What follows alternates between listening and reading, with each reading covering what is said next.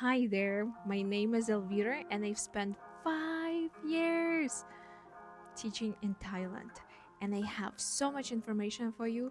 Buckle your seat and wait till the end of the video because I am going to tell you other opportunities besides teaching in Thailand.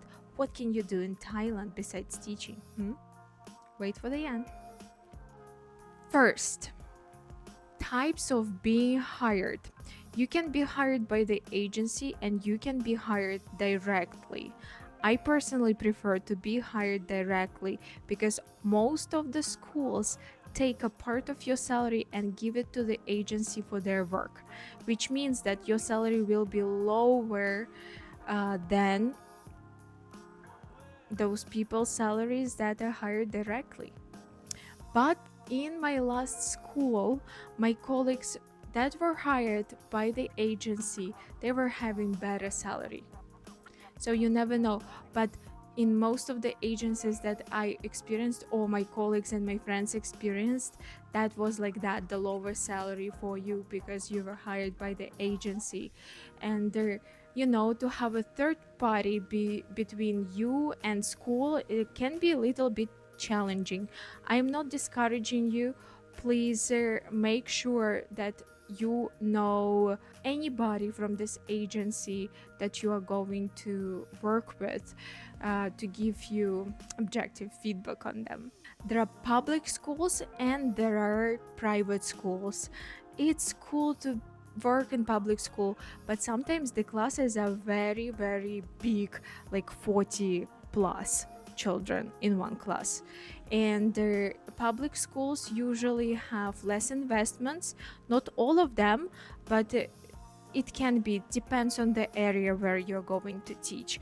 And there some and private schools have more interesting curriculum and incredible equipment for sure, because they have investments coming in. I was teaching in public school. Our equipment was great and it was one of the greatest schools in Chonburi province. There are also universities that hire professors. They also may have different projects in different provinces. That was my first experience when I came to Thailand. I was hired by the university and they were holding multiple projects in different provinces. And the advantage of this was that some of my colleagues who were tired of teaching in this or that province, or were tired of school, or there were no positions in this province, they could be transferred without changing their contract, which is the great advantage. There are English centers that is a great extra profit for you after school hours. You can do private lessons or lessons in the small groups in English centers, and this is a part-time job. There are examination centers that hold IELTS and TOEFL examinations, and they hire native speakers to check the exam papers, and the salaries are really great, very nice salaries. Types of contracts. The contract can be for 10 months or 12 months, and this is why. In Thailand, there are 2 months of summer holidays. It's in April and in October or November. During these months, you can be paid or you can be not paid.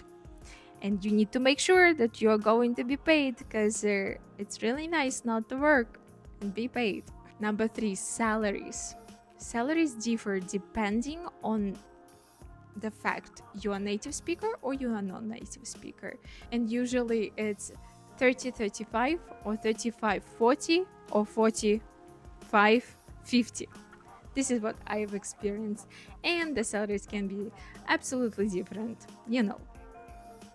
About the English centers, I want to tell you that there are also different rates, and it can be from 250 an hour, 250 baht an hour, or 1,600 baht an hour. And in the examination centers, they have such a good rate. such a good rate for native speakers. If you want to check TOEFL or IELTS, and you need to be, I think, certified for this, or at least to have TOEFL or IELTS score, meaning that you passed this exam with a good oh, actually, non-native speakers can also work there. If you guys have this type of exam, if you've taken this type of exam, where to go? You need to decide. Do you want to have nature all around you, to be surrounded by beautiful nature, to have opportunity to rest and enjoy the sea, enjoy the waterfalls or hot springs or whatever? Or you want to be a hermit and you do not care about what is around? Or you want to party and you care about bars and going, to big cities and stuff? Dance?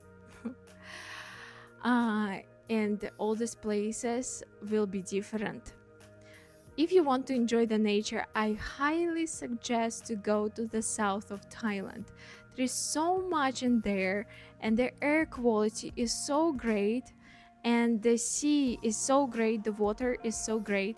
If you go somewhere close to Bangkok or somewhere close to Pattaya, this is not great in terms of the sea, unless you go to Koh Chan. Koh Chan is the great island to go to enjoy their nature.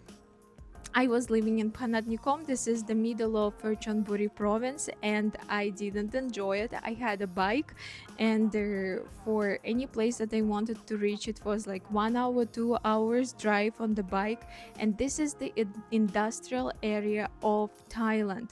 The north of Thailand is industrial area where they have lots of trucks going through the cities, and the air pollution is awful. And when it's hot, it's like killing you. Make your choices right. If you want to go to Bangkok, that's cool. That's really cool. There are so many things to see. It's the big city, theaters, different markets, fairs, yeah, absolutely different communities. If you want to go to enjoy nature south of Thailand, if you want to enjoy, for example, yoga communities, these are islands: Koh Samui, Koh Phangan, Koh Tao. If you want to enjoy snorkeling and diving, Koh Tao. Phuket too. Phuket actually can combine all of this: nature, party, and what did I say else? Hermit.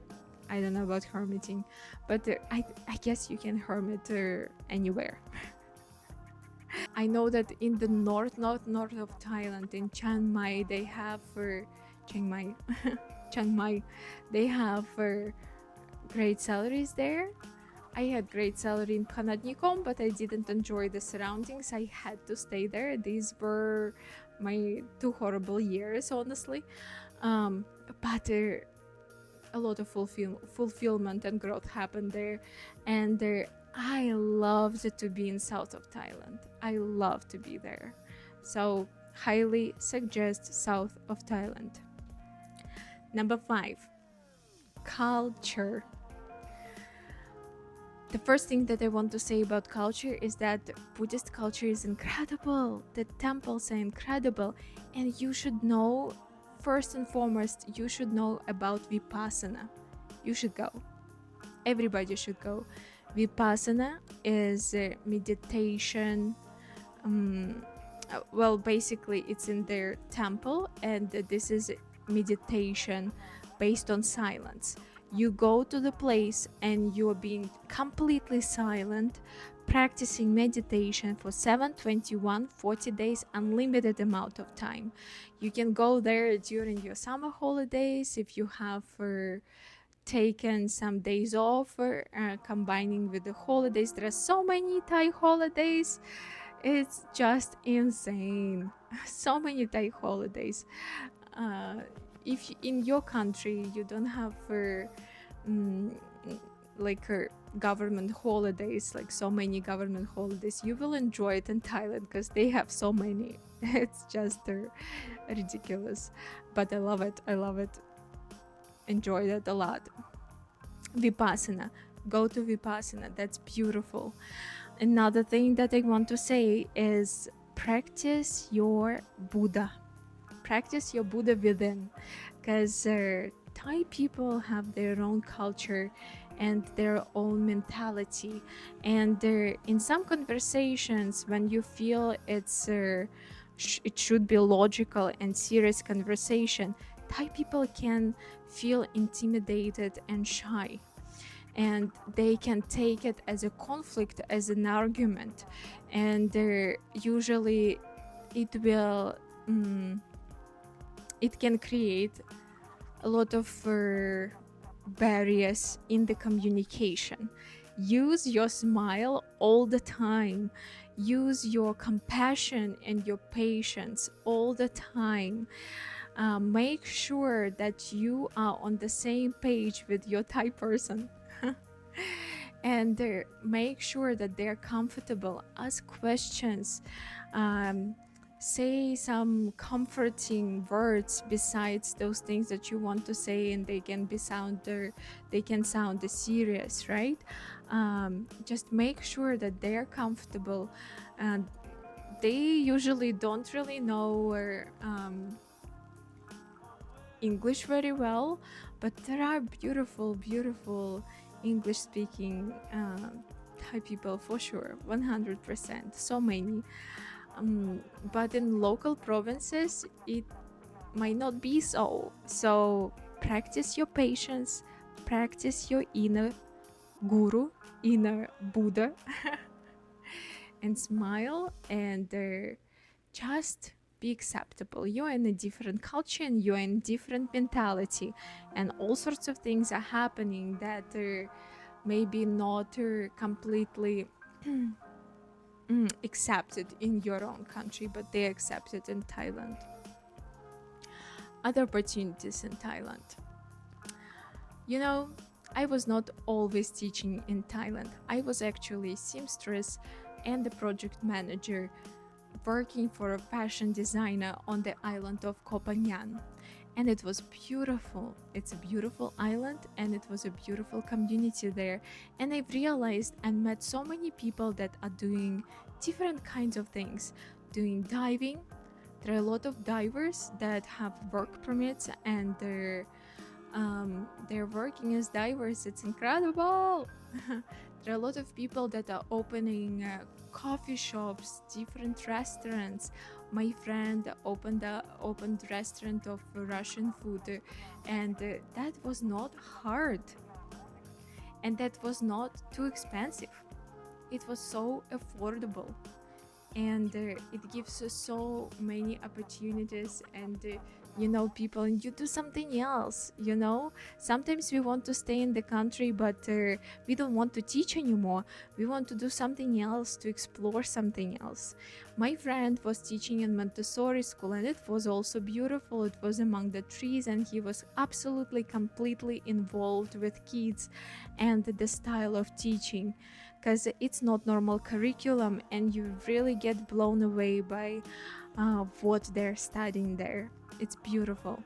Also, you can be a musician. There are a lot of musicians on different islands, on Phuket, on Koh Samui, all sorts of stuff. Where I have friends who were traveling around Thailand and giving concerts.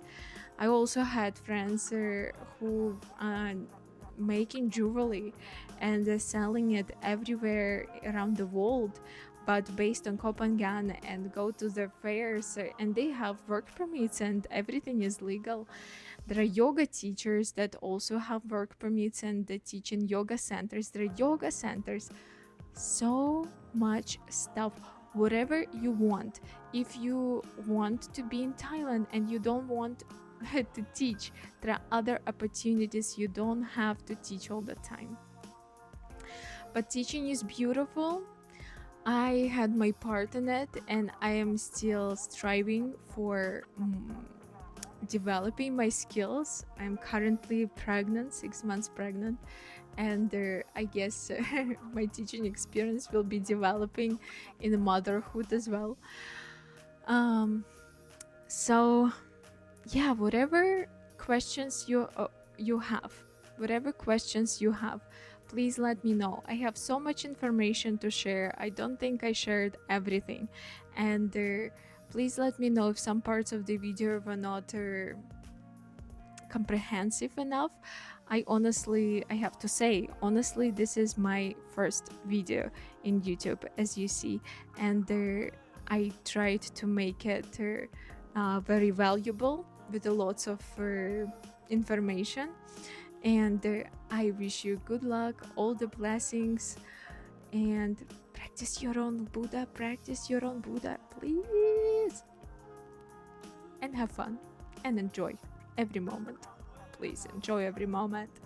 Like, subscribe, comment, and comment questions, whatever questions you have, comment.